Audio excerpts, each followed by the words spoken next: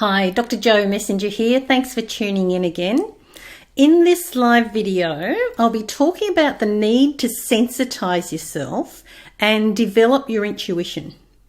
It's true that compared to the more masculine, determined, self-sacrificing, stronger, harder, faster, do whatever it takes approach that so many people have used in the past, the more feminine approach to living and success is often quieter, more personal and more subtle. To benefit from the more feminine way of attraction and magnetism to attract into your life what you want, rather than having to push and drive yourself and do whatever it takes to try and keep yourself motivated, you need to become more sensitive to yourself, the people around you and your environment. Because if you're less sensitive, less intuitive, more numb and more loud, it's less likely you'll notice what is actually going on around you. And the more sensitive and intuitive you are, the earlier you'll be able to respond effectively.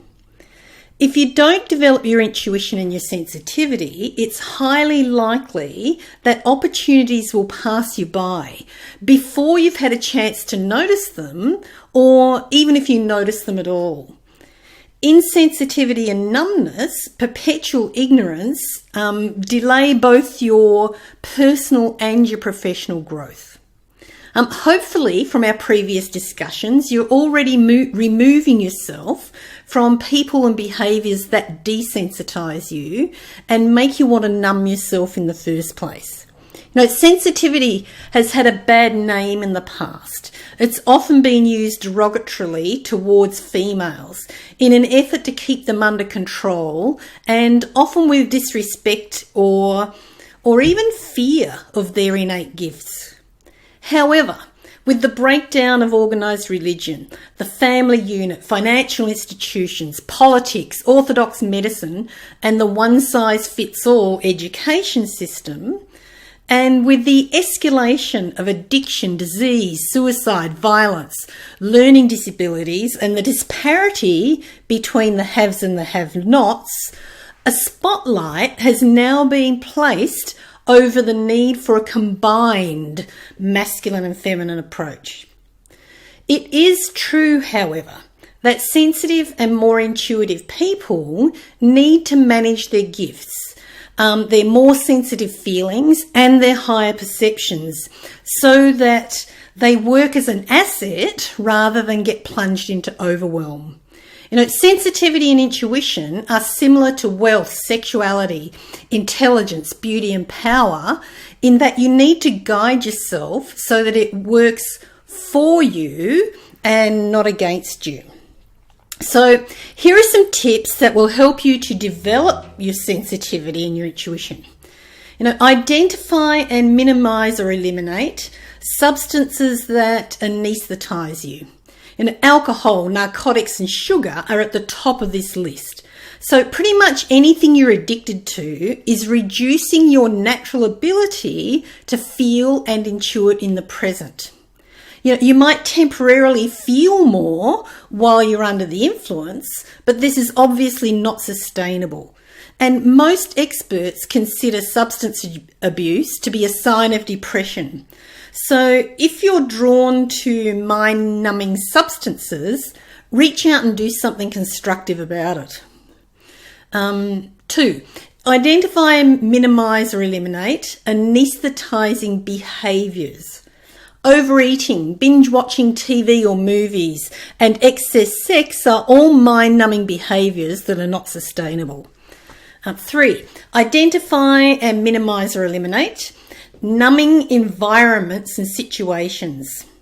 It's too overwhelming. It's too much for your nerves, your heart, your brain to stay in a stressful home, workplace or lifestyle situation. So if this is how you live, it's essential for you to do something about resolving it. And in the meantime, remove yourself from that environment before you open up to your senses and intuition. When your body has sensitized properly, it won't let you stay in situations that are not good for you.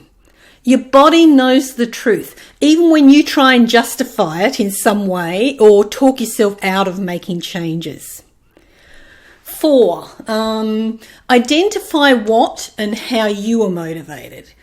It's hard to feel and be intuitive when you're busy, when you're running on adrenaline, when you're reacting, or when you're too focused on the future instead of the present. 5, prioritise developing your intuition and ability to feel. Don't buy into the ignorance-is-bliss game. Know that your feelings and intuition are worthwhile and decide to become an expert. 6, identify, minimise or eliminate emotional blocks to your intuition and ability to feel. Emotional scars from previous experiences can get between you and your ability to know what your intuition is telling you. Do whatever healing you need to do to be able to move on and respond to the full spectrum of your life.